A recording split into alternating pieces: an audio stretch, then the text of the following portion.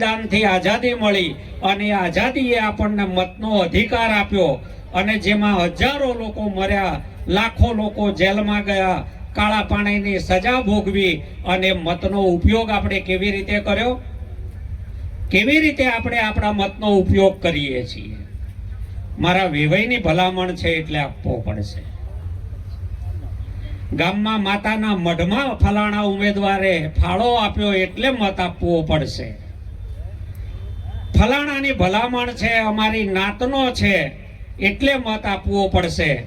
જ્યાં સુધી વિવેક વાપરીને મત નહીં આપીએ ત્યાં સુધી આ વિસ્તારનું ભલું થવાનું નથી, નથી અને નથી. કોઈ બહારથી આવીને તમારું અહીંયા આમ મંત્ર મારી જશે અને ઉદ્ધાર થઈ જશે, લોકશાહીમાં એ ક્યારેય થવાનું નથી. 32 વર્ષથી ગુજરાતમાં ભાજપની સત્તા છે.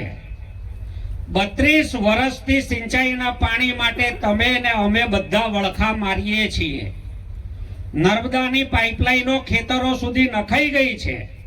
નહેરમાં પાણી છે, ડેમમાં પાણી છે, પણ ખેતરે પાણી આવતું નથી. કેમ? આપણે જ્યારે ચૂંટણીમાં વિધાનસભાનો મત આપવાનો આવે ત્યારે ખાતરી લેતા નથી કે મારા ખેતરે પાણી આવશે કે નહીં, મારી ઉપજનો ભાવ મળશે કે નહીં, જો માવઠું થાય તો વળતર સમયસર મળશે કે નહીં.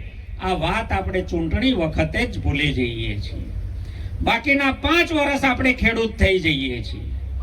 આપણે દુઃખી થવા માટે ખેડૂત છીએ, દુઃખી થવા માટે પશુપાલક છીએ, પણ જ્યારે મત આપવાનો આવે ત્યારે આપણે નાતના છીએ, આપણે સગાના છીએ, આપણે પક્ષના છીએ. અને એટલે 32 વર્ષથી ભાજપ ગુજરાતના લોકોનો ખાલી બોટાદની એપીએમસીમાં જ કડદો કરે છે એવું નથી, ઠેર ઠેર કડદો કરે છે અને કડદો કરવા દેનારા આપણે જ છીએ. કેવા કેવા કડદા કરે છે. તમે ટેકાના ભાવે વેચવા જાઓ તો બારદાનનું વજન 500 ગ્રામ, ક્યાંક 750 ગ્રામ, ક્યાંક 1 કિલો બારદાનના વજનનું તમારી પાસેથી વધારે લઈ લે છે.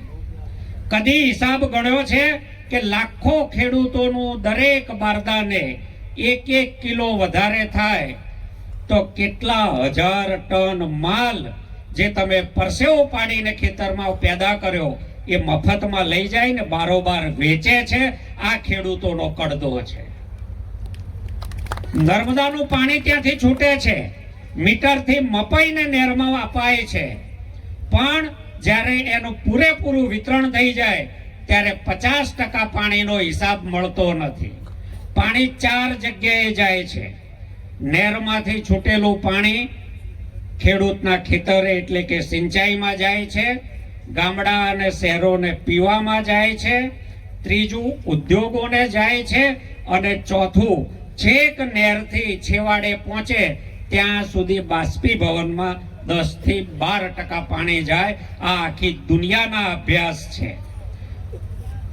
તો 90, 88, 89, 90% પાણીનો હિસાબ મળવો જોઈએ. તમે નર્મદા નિગમના એન્જિનિયરોને પૂછો કે તમારી પાસે 50% પાણીનો હિસાબ છે ખરો?